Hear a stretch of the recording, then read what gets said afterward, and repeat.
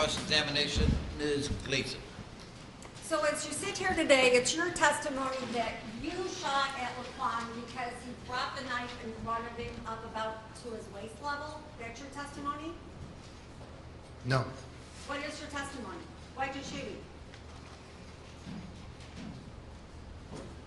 With his actions with the knife or his actions in total? His actions with the knife.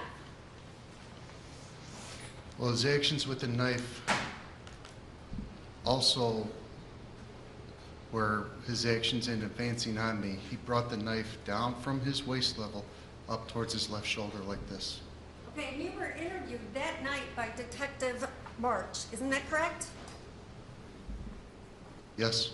And that night when you were interviewed by Detective March, you told him, isn't it correct, that McDonald raised the knife across his chest and over his shoulder, pointing the knife at you, correct?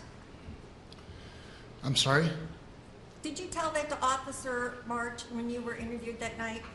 I'm sorry, could you repeat the question, please? Okay. You told Officer March when you were interviewed that night that McDonald raised the knife across his chest, over his shoulder, and pointed the knife at you, correct? You know, I don't remember exactly what I said immediately after the shooting, but I do remember talking to Detective March. I remember telling him what I just demonstrated to you. So you never told him that he put that Laquan brought the knife over his shoulder and pointed it to you. Is that what you're saying? Again, I don't remember exactly what I said immediately after the shooting. I was still in shock.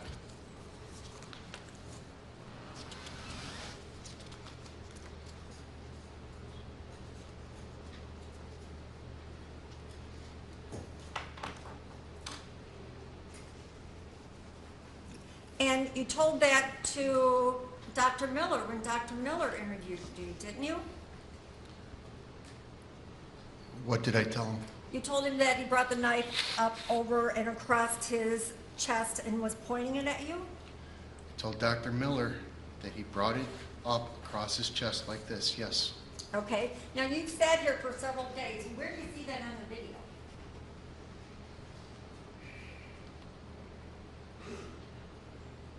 I don't see a video. You've sat here for several days and watched several videos, haven't you? Yes. Have you ever seen Laquan McDonald do that on one of those videos? The video doesn't show my perspective. The video doesn't. How about the animation? Let's play that, the animation that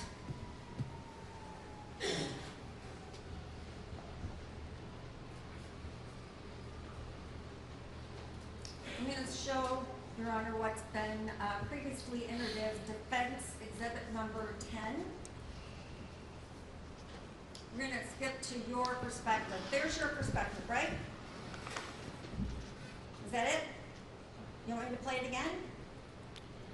No, it's not my perspective because it's showing the back of my head and not from my eye level. It's not showing what I saw. It's showing the back of my head and above me. Okay, So it's not my perspective, miss. Let me ask you this. It says officer view on that, and that's what your expert presented as your view. Is that correct? I'm sorry, miss? That's what your expert presented as your view? That's beyond my... Were you sitting here the last couple of days when your expert testified? I was here, yes. Okay. And he testified that this was from your viewpoint, correct? I don't know. And do you see in that video at all Laquan McDonald raising the knife? No, I don't. And in this particular video, it stops right there, right? When he falls to the ground? Right? I don't see the video anymore. It disappeared, miss. Okay. When you watch the video in court, your animation, it stops once Laquan falls to the ground, correct? I'm going to take your word for it. You didn't watch it? All right, play it again then. Let's play it. Again, this is defense exhibit exhibit number 10.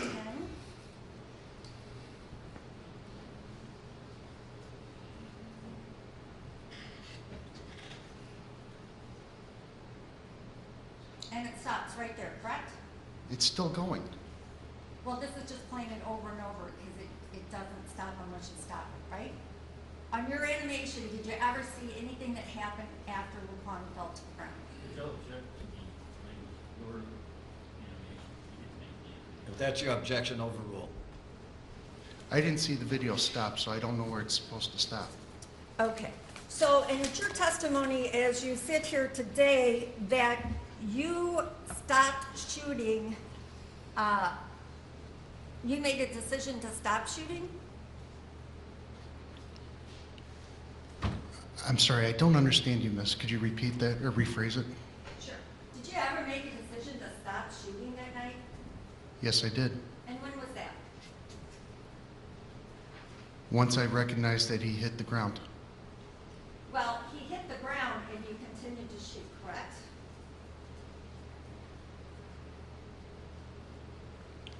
On my approach, yes. And so you were walking closer to him as you continued to shoot him? I don't understand you. Well, you just said on your approach. So as you're approaching him while he's on the ground, you're continuing to shoot him?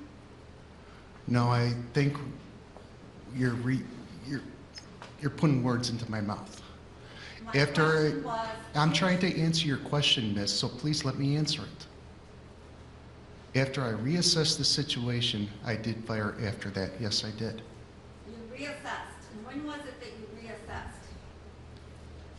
After I lowered my weapon. When did that happen in the scheme of what happened that night? When did you lower your weapon?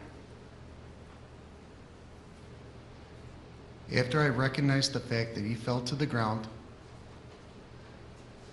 I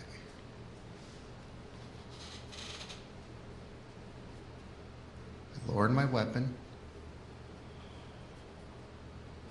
After reassessing the situation, that would have been it. And then you continued the shooting after that? I shot at that knife. I wanted him to get rid of that knife. Okay, let's talk about the knife. You're not trained as a police officer to shoot at somebody's knife, are you? No, you're not. You're trained to shoot at center mass, correct? Yes. So why would you continue to shoot at his knife? That's not what you're trained to do.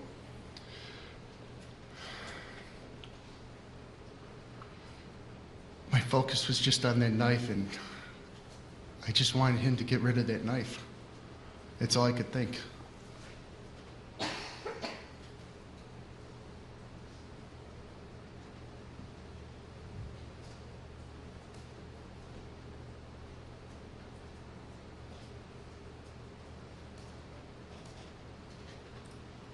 I'm going to play what's been marked as People's number 8, which is the video. Do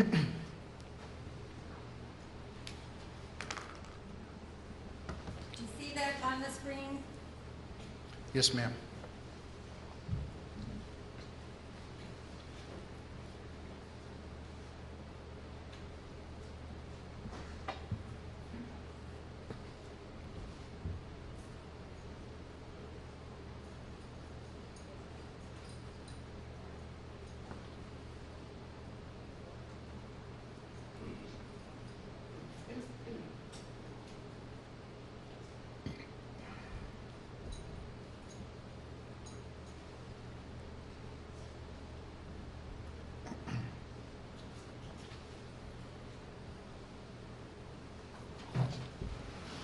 Where in that video does it show Juan McDonald trying to get up? I can't tell you. It's not in front of me. Well, you just saw the video. Was there any point in that video where Laquan McDonald was trying to get up?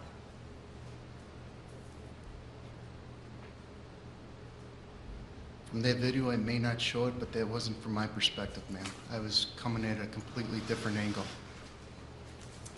And you told Detective March that night that you continued to shoot at him once he was on the ground because he was pointing the knife at you. Is that correct? You know, I'm sorry, I don't remember exactly what I said immediately after this shooting to the detective. I was still in shock. I know I gave him a summary of what happened that night. So you don't recall that you told him that you continued to fire your weapon at McDonald, who was on the ground, as McDonald appeared to be attempting to get up, all the while continuing to point the knife at you? I'm sorry, I said this to the detective? Yes. Again, I'm sorry, I don't remember exactly what I said to the detective immediately after the shooting. I was in shock. How about what you said to Detective Walsh on the way there? Oh my God, we're gonna have to shoot the guy. Why'd you say that? I didn't talk to a Dr. Walsh. A Detective Walsh. Officer Walsh, ma'am. Officer Walsh? Yes. Okay. Why'd you say to him, oh my God, we're gonna have to shoot the guy? I thought the officers were under attack. Okay, at the And point that you thought... Ma'am, I'm still No. trying to answer. I thought he was under attack and the whole thing was just, it was shocking to me. Shocking? You responded to several calls over your years of people with knives, correct? I've encountered a few, yes. And the only thing that you knew at that point was that they had called in, popped a tire, and somebody had a knife, correct?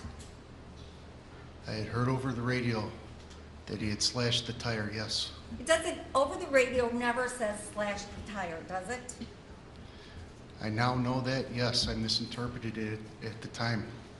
Okay, so, but what you heard was pop the tire, right? At the time, I thought I heard slashed. And when you see McElliott and Gaffney in the Burger King parking lot, you know they're not under attack, correct? I didn't see them in the parking lot. You didn't see them in the parking lot at Burger King? I saw them before they entered the parking lot. Okay, so you never see McElliott chasing Laquan across the parking lot at the Burger King?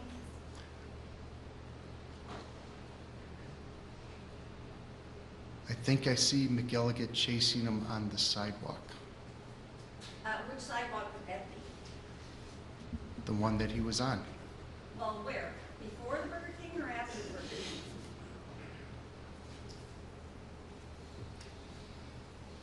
What do you mean before or after? Before the entrance of the Burger King or at the Burger King? At the Or on Burger King. Pulaski? Okay, let me ask a different question, maybe you'll understand this one. You pull into the Burger King parking lot, correct? Yes, ma'am. And when you pull into the Burger King parking lot, do you see McElliott chasing Laquan? No, we saw him before pulling into the lot. So did you see Laquan running across the Burger King parking lot? Yeah, he was about a good 10 strides in front of McElligott. He was outstretched pretty good. Okay, so you did see McElliott chasing him, correct? Yeah, he was behind him. Okay, so he wasn't under attack, was he? At that point, no.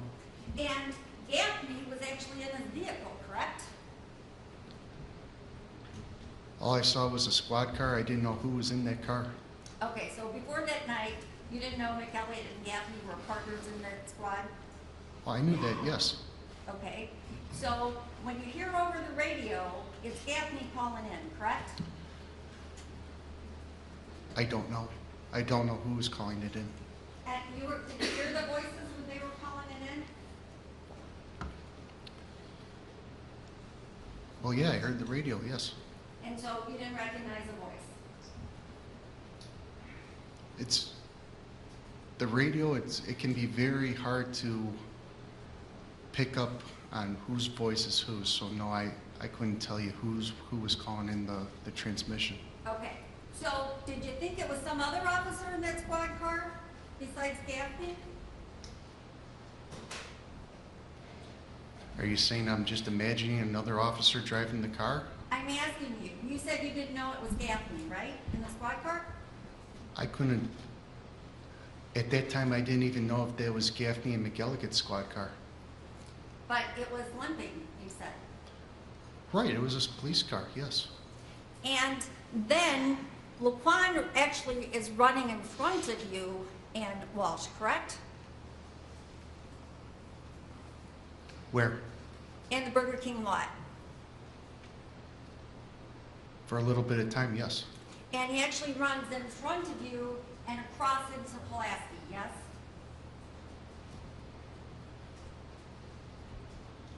At one point, yeah, he crosses in front of us, yes. And then it's your testimony as you sit here today that you opened that car door because you didn't knock him out of the way. No, that's not my testimony.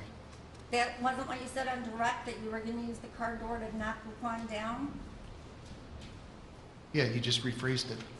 Okay. So it's your testimony as you sit here today that you were going to open that door to knock him down. Is that correct? That's correct, yes. And again, when you talked to Detective March that night after the shooting, isn't it correct that you told Detective March that you opened the right front door of the vehicle to exit and confront McDonald, but Walsh told you to stay in the vehicle as they were too close? I don't remember exactly what I told him. I was under a lot of stress right immediately after the shooting, ma'am. Did you ever tell that to Dr. Miller that you were attempting to open the door to knock him down? My conversation with Dr. Miller, I don't remember. That was a couple years ago. And at this point, then Walsh is the one who pulls up around the other squad, correct? Yes, he was driving that night. And you, when the vehicle stops, you jump out, correct? I opened up the car door and I got out of the car, yes. And at that point, you watched Laquan McDonald for 6 seconds before you fired that first shot, correct? At the time of the incident, I don't know how long it was. Well, you know now as you sit here and you've watched the video over and over, correct? It's 6 seconds. I'll take your word for it. I didn't count it. It's too difficult. And is that the time that you saw his bugged out eyes?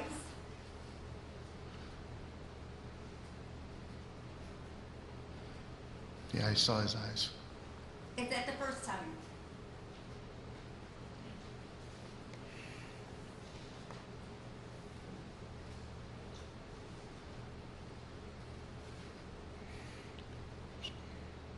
I can't answer that for certainty. Well, when else would you have seen his face? When he got closer to me. And when, well, that's during that 6 seconds, correct? Yes. And during those 6 seconds, not only is he getting closer to you, but you're getting closer to him, correct? I now know that, yeah, I took a couple steps towards him, yeah. Well, you took more than a couple steps because you go all the way out past your squad car, correct? The end of your squad car? I'm not sure. And do you recall telling Detective March that night that when you got out, you backpedaled? Do you recall telling him that? Yeah, I don't remember exactly what I said as under... So you never did backpedal, did you?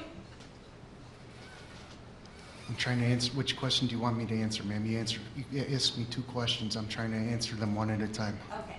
Do you recall telling Detective March that as Laquan McDonald came towards you, you backpedaled? Yeah, I thought at that night that I had moved backwards. But after seeing the video countless times, I know I didn't backpedal. And you also told that to Dr. Miller, didn't you, that you backpedaled? I'm sorry, I don't remember the discussion of 2 years ago with my conversation with Dr. Miller. Well, your conversation with Dr. Miller was to tell Dr. Miller what it was that you saw that night, correct? Yes. so that he can make some kind of an assessment of, or give an opinion here in court, correct? At the time of speaking to Dr. Miller, I didn't know what the purpose was. I didn't know if it was for an expert witness or to get me some help. And so when you got out of that car that night, not only is LaPon approaching towards the fence, you were also approaching him, correct? He wasn't approaching towards the fence, ma'am. He wasn't going towards the fence? No. Have you seen the video that we've been playing here in court? I have.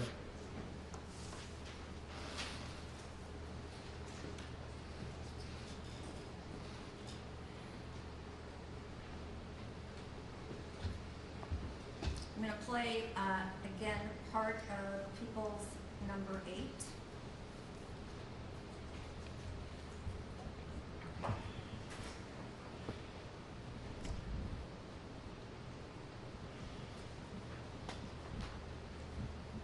Can you see that?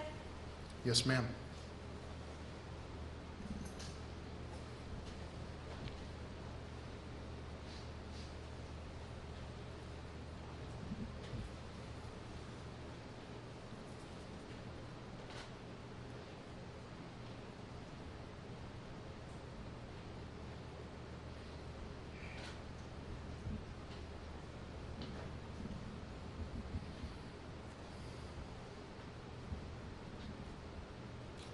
Is that where you say that you opened the door? No. Right there? On the screen, yeah, that's where I opened my door. And it's your testimony today that you were opening the door because you thought you could knock me down? Yes.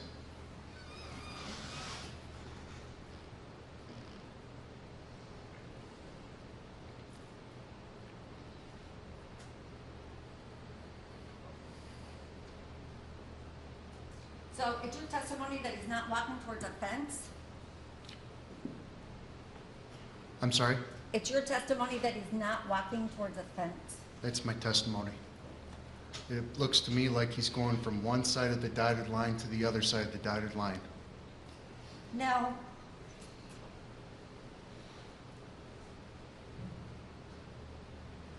And it's right there at that point where you say that he raised his arm up to around his chest? At this exact point? Yes.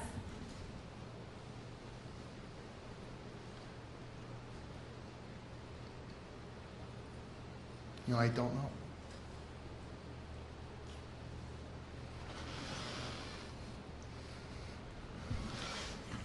Now, you had a radio on that night, right? Yes, ma'am. You knew a taser car had been called, correct?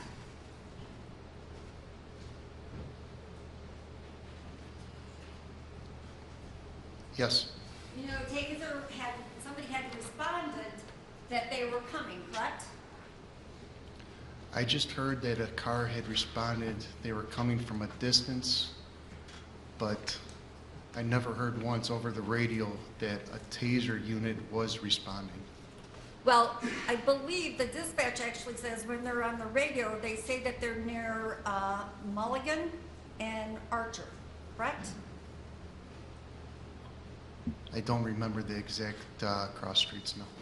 And then the dispatcher comes on and says, anybody closer with the taser, right? I don't remember. And so when you got out of that car that night, you could have called and said, hey, where's the person with the taser, right? Hypothetically, you could. Well, it's not a hypothetical question. You could have called and said, where's the car with the taser, right? Objection, that is a hypothetical question. I'm sorry, what's your objection? It is a hypothetical question. You could have called, it's hypothetical. Overruled. Hypothetically, anybody on scene could have called. No, the question is you. You could have called, correct? It was a very chaotic moment. And I'm trying, it doesn't just stipulate a yes or no answer. It's a very complicated answer. There's a lot going on at that moment. You didn't even have to get out of the car at that point, did you? You could say I also didn't have to go to work that night. No, that wasn't the question. The question was, you didn't even have to get out of the car, correct?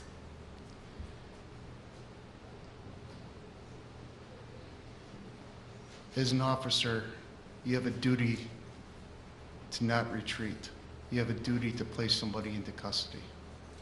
Well, and you also have a duty to make sure that you protect yourself, right? Yes, And you never did anything to put any kind of barrier between you and Laquan McDonald, did you? it was a tactically unsound spot, and there was no time to look for any barrier.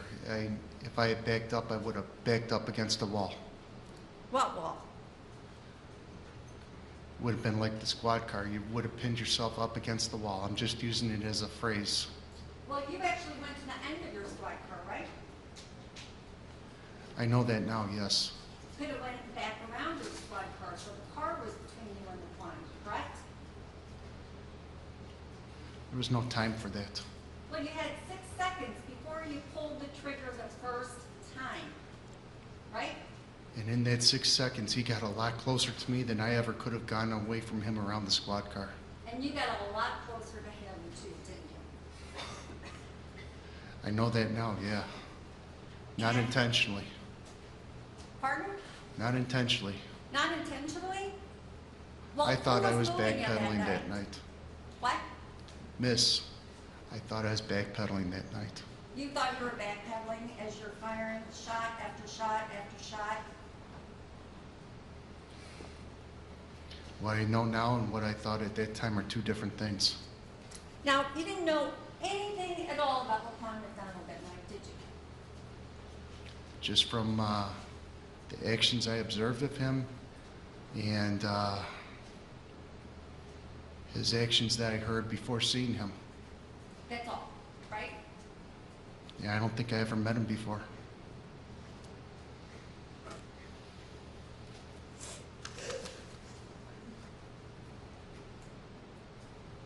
Now, you stopped shooting because your gun was empty, correct? Yes. And it wasn't because you thought the threat was over with, right?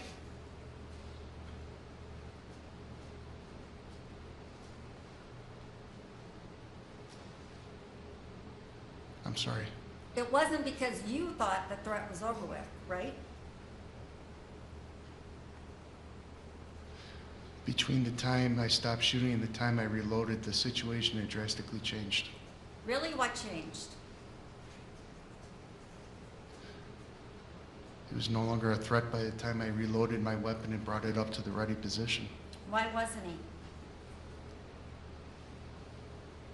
he? In those couple of seconds, he had stopped moving. And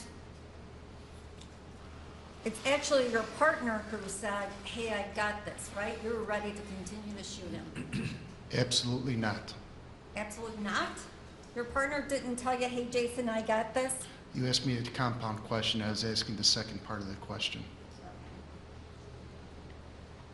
He did say, yes, he did say, Jason, I got this.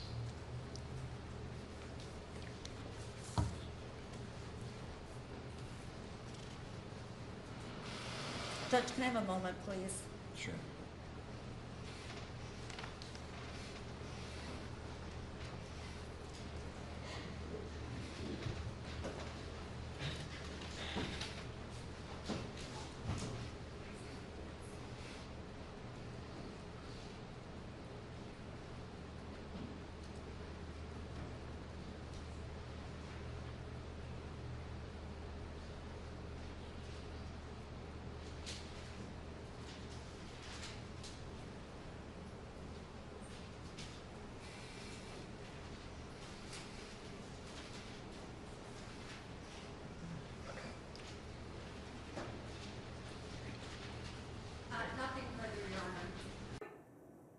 Hey, if you like that video, be sure to subscribe to our ABC7 Chicago YouTube channel.